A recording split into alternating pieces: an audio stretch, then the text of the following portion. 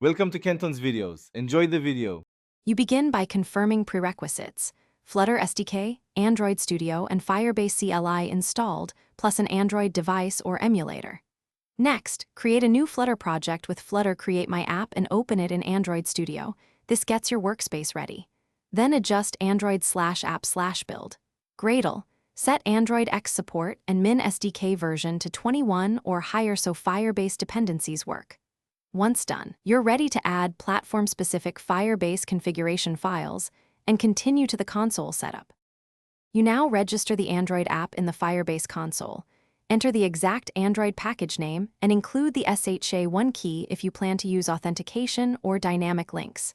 After registration, download Google Services. JSON and copy it into Android/app/, making sure the package name matches your app. Then modify Gradle files. Add class path com. Google. GMS, Google Services in Android/build. Gradle and apply plugin and Firebase dependencies in Android/app/build. Gradle. Once finish by adding Flutter Fire packages like Firebase Core and any specific SDKs, auth Firestore to pubspec. YAML, then run Flutter pubget. In main.